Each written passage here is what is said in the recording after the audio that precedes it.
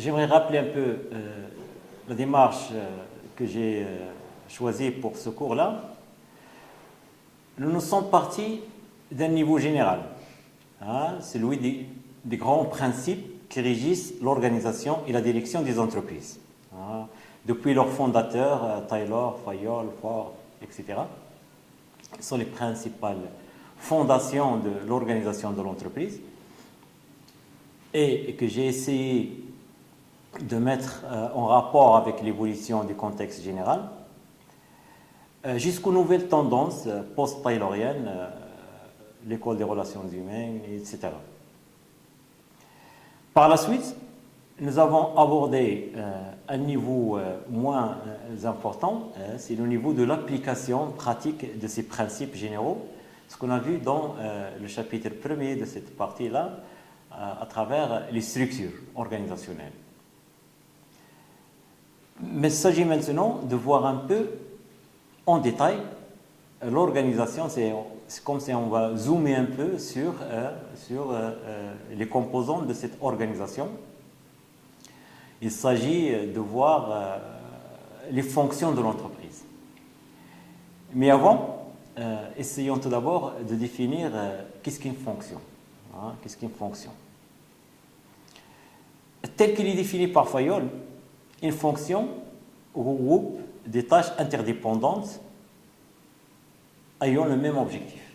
Par exemple, la fonction technique, elle regroupe des tâches qui ont pour objectif la production, la transformation, etc. La fonction commerciale, quant à elle, regroupe des tâches qui ont pour objectif l'achat des matières premières, stockage des matières premières, vente, etc. La fonction financière, elle regroupe des tâches qui ont pour objectif la recherche et la gestion des capitaux, la gestion du BFR, la gestion de la trésorerie, etc. Donc ce sont des tâches qui contribuent au même objectif. La fonction sécurité, par exemple, chère à Fayol, regroupe des tâches qui ont pour objectif la protection des biens, la protection des personnes. La fonction comptable regroupe les tâches qui ont pour objectif l'établissement des documents comptables, le calcul du coût. La fonction administrative, en dernier lieu, regroupe des tâches qui ont pour objectif la direction, la prévision, la planification, la coordination, l'animation, le contrôle. Cette typologie des fonctions de Fayol, bien entendu, répond à son contexte au début du siècle. Cela veut dire qu'actuellement, d'autres fonctions ont vu le jour, par exemple la fonction recherche et développement, qui regroupe des tâches qui ont pour objectif l'innovation, lancement de nouveaux produits, suivre l'évolution du marché.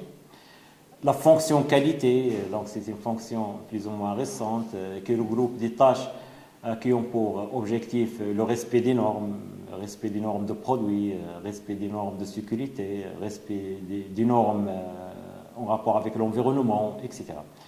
La fonction GRH, donc, elle s'occupe des tâches de recrutement, de formation, d'avancement concernant le personnel, etc.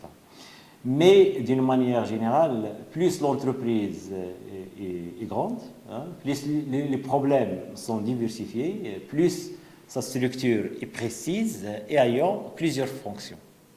A contrario, plus une entreprise est petite, plus le nombre de fonctions est réduit, le gérant peut prendre en charge lui-même toute une série de tâches très diverses, il achète, il vend, il tient sa comptabilité, il recrute, etc. Donc, il n'y a pas lieu d'étoffer la structure organisationnelle d'une entreprise de taille réduite. Les tâches de chaque fonction nécessitent pour leur exécution des moyens humains et matériels. C'est clair? Donc ces moyens sont regroupés dans des services. Le nombre des services dans une fonction dépendant de la taille de l'entreprise, plus elle est grande, plus les tâches sont diversifiées, plus les services sont nombreux. Inversement, dans une petite entreprise, un seul service peut assumer des activités relatives à plusieurs fonctions. Donc là, c'est un peu la définition de la fonction et des services. Commençons cette présentation des principales fonctions par la fonction production. La fonction production, c'est une fonction qui est très importante au sein de l'entreprise. Il consiste à produire, mais produire en temps voulu, des quantités voulues par les clients, dans des conditions de coût et de qualité déterminées, tout en optimisant les ressources de l'entreprise. Donc, on ne produit pas n'importe comment. Il faut optimiser les ressources de l'entreprise de façon à assurer sa pérennité, son développement et sa compétitivité dans le marché. Cette définition met l'accent sur plusieurs éléments. Donc, le temps voulu, les quantités voulues, un coût de revient déterminé, une qualité déterminée, l'optimisation de ressources, assurer la pérennité. Donc là, ce sont plusieurs éléments qu'il faut expliciter un peu. Bon, tout d'abord, le temps voulu nécessite de maîtriser les délais d'approvisionnement, de transformation et de livraison aux clients de manière à éviter les stocks. Parce qu'on le sait, les stocks se traduisent par de l'argent immobilisé. Donc le stock, ça fait partie des besoins en fonds de roulement. Donc c'est un poste très important. Si on le limite, si on le réduit, ce sont des ressources qui peuvent se traduire par la suite par une amélioration de la rentabilité de l'entreprise. Ça, vous allez le voir dans la gestion financière. Mais pour éviter la satisfaction des clients, on utilise actuellement des méthodes plus ou moins modernes, le just-in-time, pour réduire les délais, etc. Là, c'est un premier élément très important dans la gestion de la fonction production. C'est produire en temps voulu. Donc, cela nécessite la maîtrise de plusieurs éléments. Produire avec un coût de revient déterminé. Dans un contexte où la production domine, donc là dans le schéma il le démontre, dans un contexte où la production domine, ça veut dire une logique d'offre, l'entreprise peut définir le prix de vente en fonction de ses coûts et la marge qu'elle souhaite réaliser. Ça veut dire coût plus profit souhaité égale le prix. Donc là, le prix, il est déterminé en fonction des profits souhaités par l'entreprise. Parce que l'offre, elle est très importante. La demande, elle est là. Donc il suffit que l'entreprise produise pour vendre. Cette situation a été remise en cause par la pression de la concurrence. Donc les prix sont déterminés dans ce contexte-là par le marché. Donc la marge est devenue fonction des prix et des coûts. Ça veut dire le prix, on prend le prix qui est imposé par la concurrence dans le marché, moins les coûts, ce qui reste, ce sont les profits.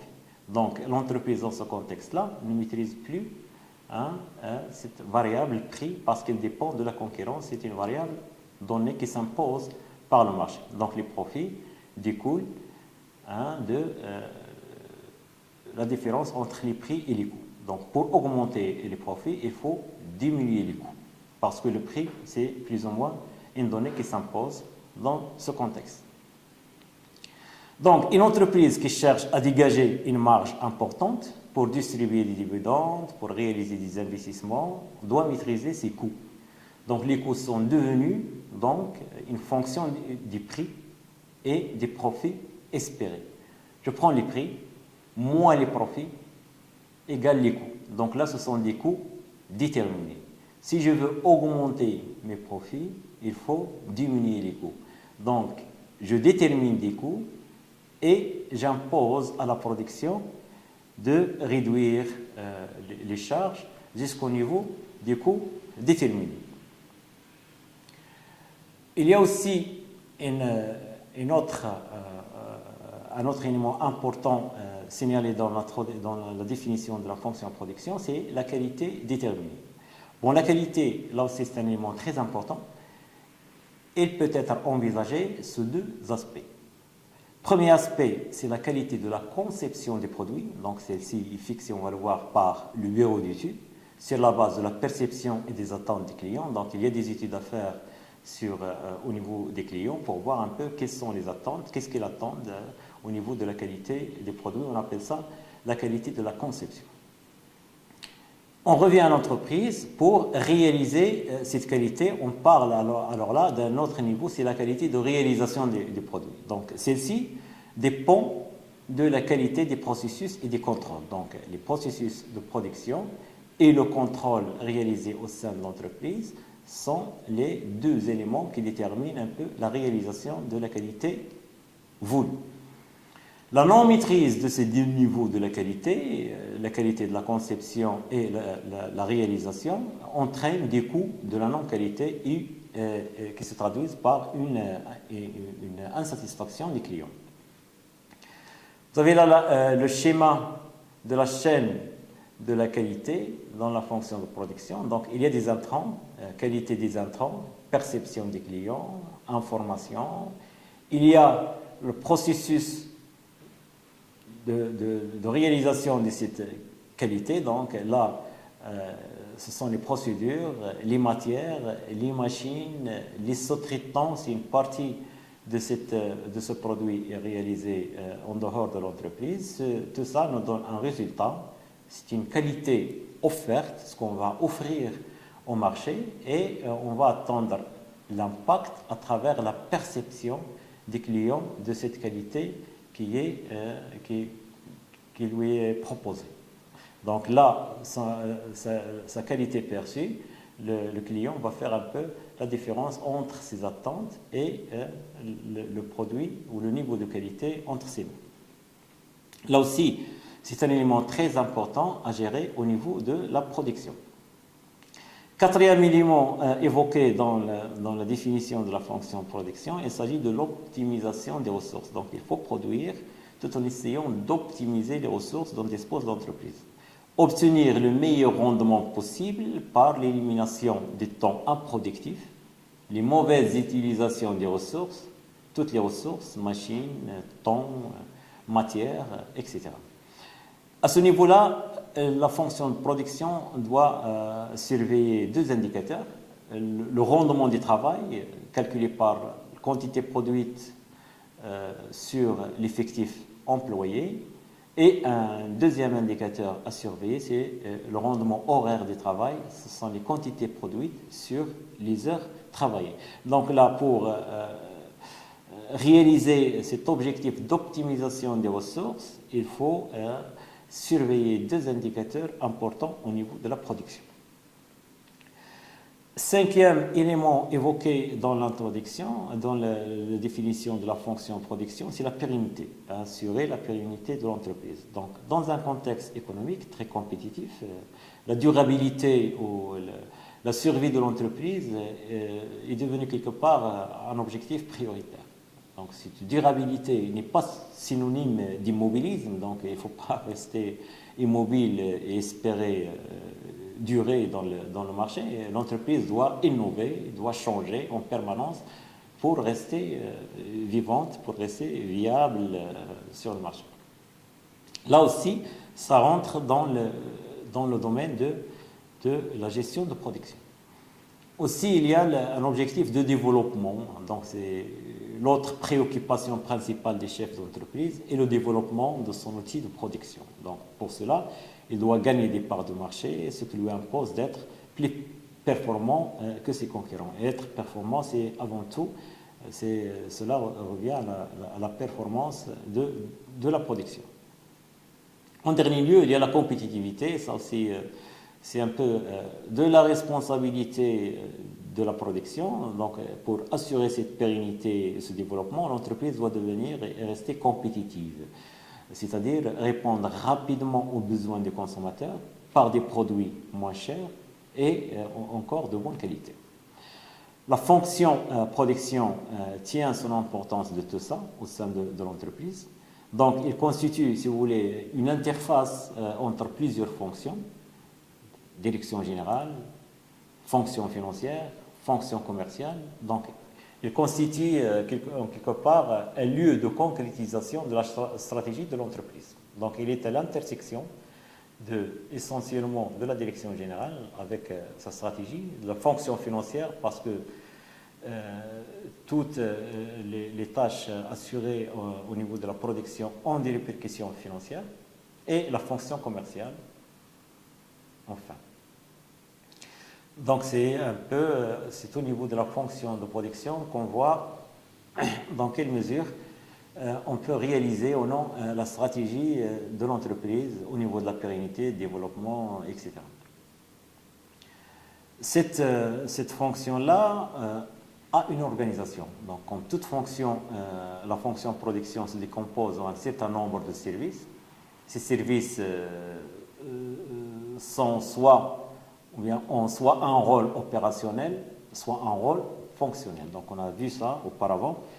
Dans cette fonction, un service a un rôle opérationnel lorsqu'il a pour mission soit la fabrication, soit l'expédition des biens produits par l'entreprise.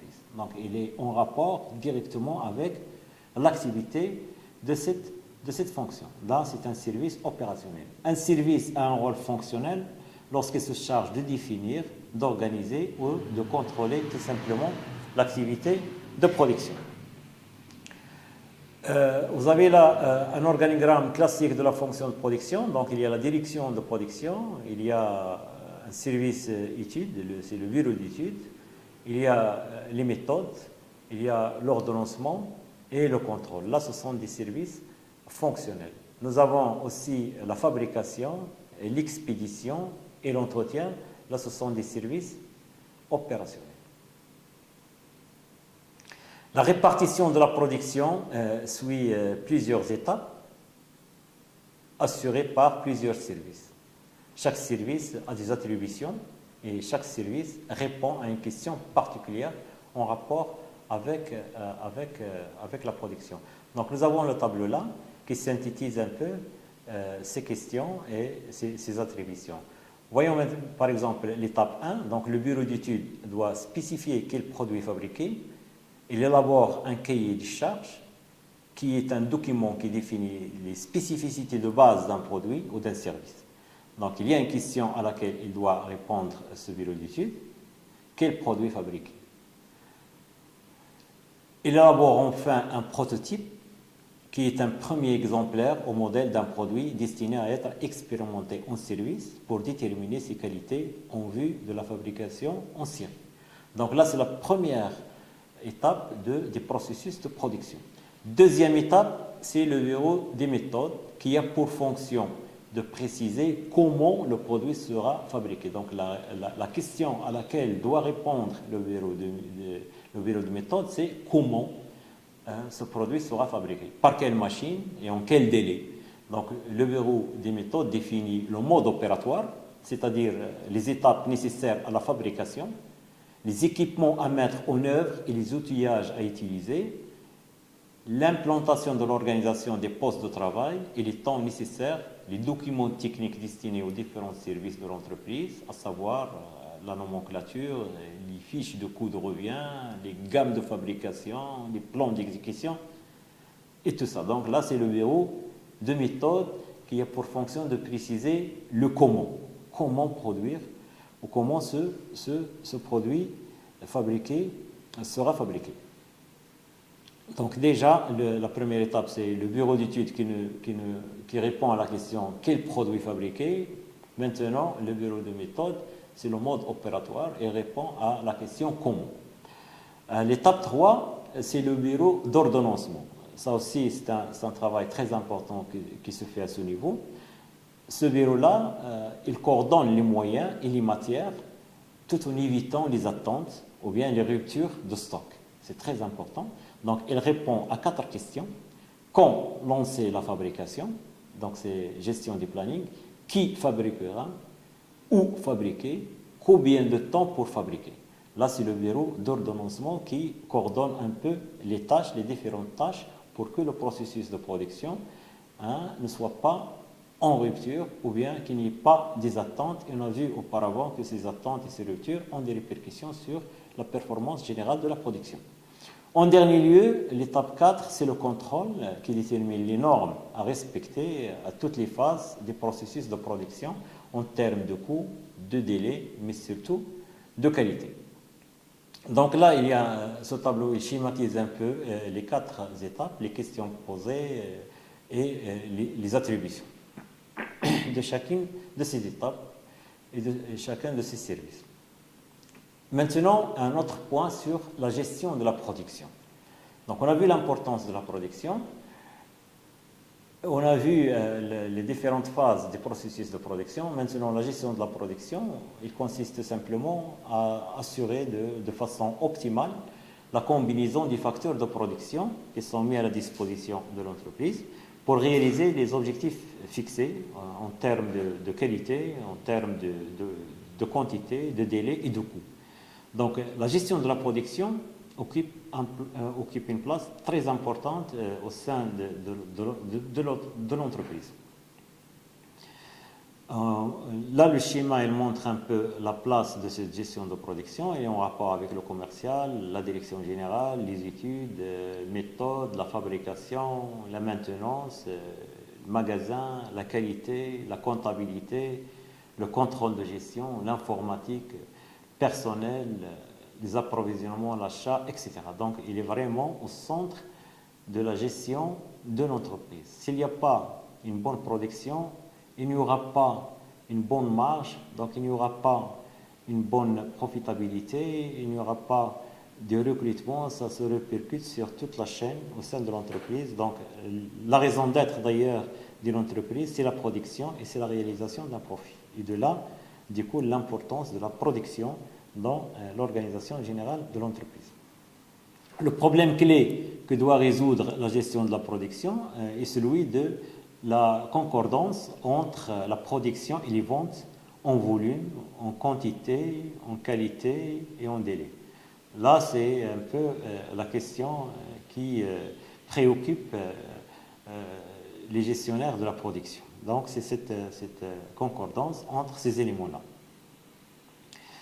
Cette gestion, évidemment, elle a connu une évolution très importante qui est due essentiellement au développement des moyens technologiques, tant pour les activités physiques de production, les machines-outils à commande numérique, les automates, etc., que pour les méthodes de conception et de pilotage. Donc, on parle de nouvelles méthodes de conception et de pilotage de la production. On va voir quelques exemples.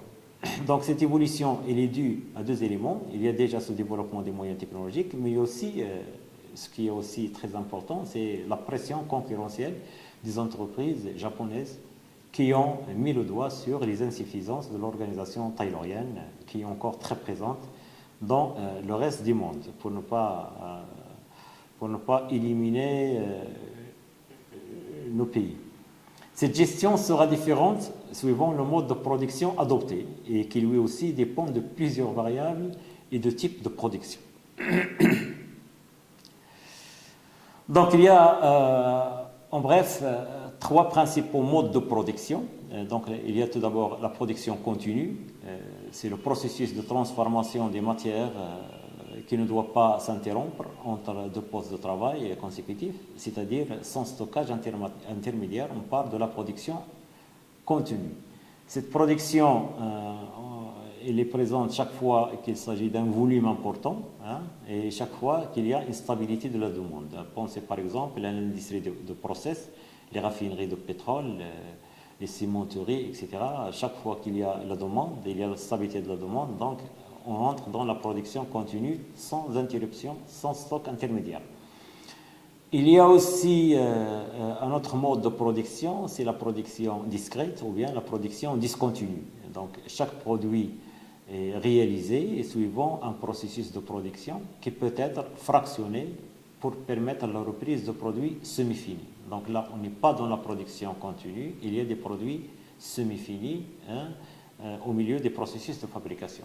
Donc c'est une production qui est discontinue par rapport à une production continue. Il y a aussi un 3e mode de production, c'est la production en flux poussé ou en flux tiré. les flux poussés, on fabrique les produits à partir de prévisions de vente. Donc la production, elle est poussée par les ventes. Dans la production en flux tiré, on fabrique les produits pour remplacer les produits qui ont déjà été vendus. Bon, à côté de ça, il y a 6 types de production. Donc les types de production, il y a soit on produit par lot. Dans ce type de production, le même outil de production est utilisé pour fabriquer une grande variété de produits analogues, mais non identiques. Donc chaque chargement de l'eau de fabrication nécessite un nouveau réglage. Donc on parle de la production par lot. Soit on est dans la production unitaire. Donc le produit est fabriqué à l'unité.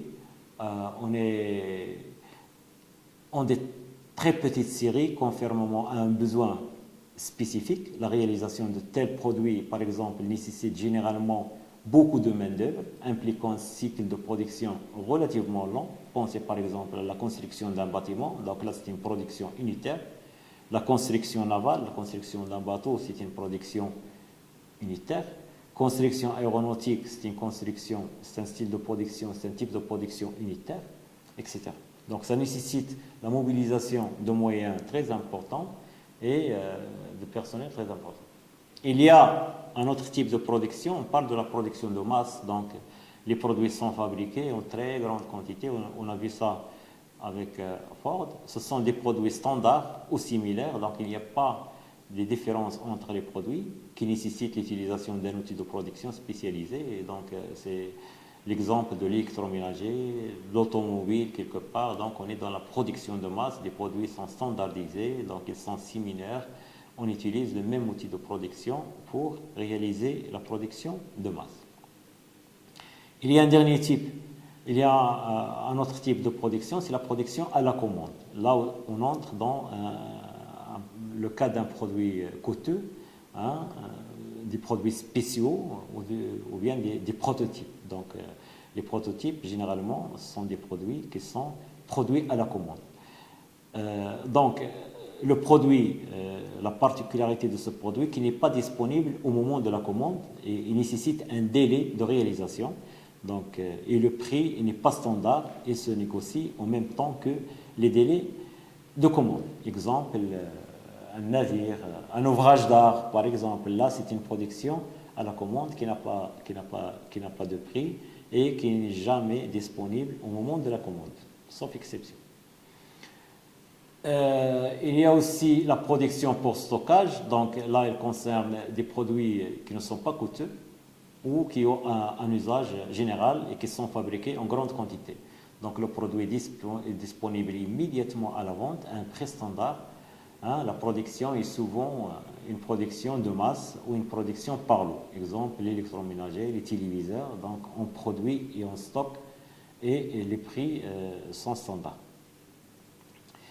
Dernier lieu, il y a la production mixte. Donc ce type de production concerne la fabrication à la commande afin de diminuer les délais de réalisation. Les produits sont conçus de telle sorte qu'il est possible de fabriquer des sous-ensembles suivant une politique de fabrication sur stock. Et on conserve la personnalisation, par exemple, des produits finaux par assemblage de ces sous-ensembles se réalisera au moment de la commande. Donc il y a déjà une partie du travail qui a été faite, mais une fois la commande est là, on termine l'autre partie et on personnalise le produit. Donc on appelle ça une production mixte. Toutes les entreprises, par exemple, qui souhaitent améliorer leur performance vis-à-vis de leurs clients et réagir rapidement à la demande, tendent à choisir ce type de production.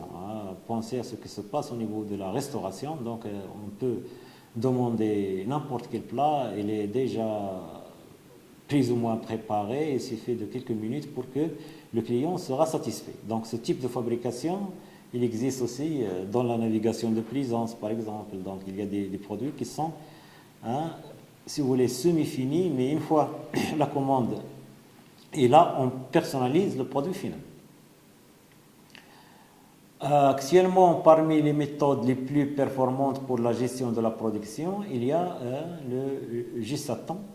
C'est la gestion de la production en flux tendu.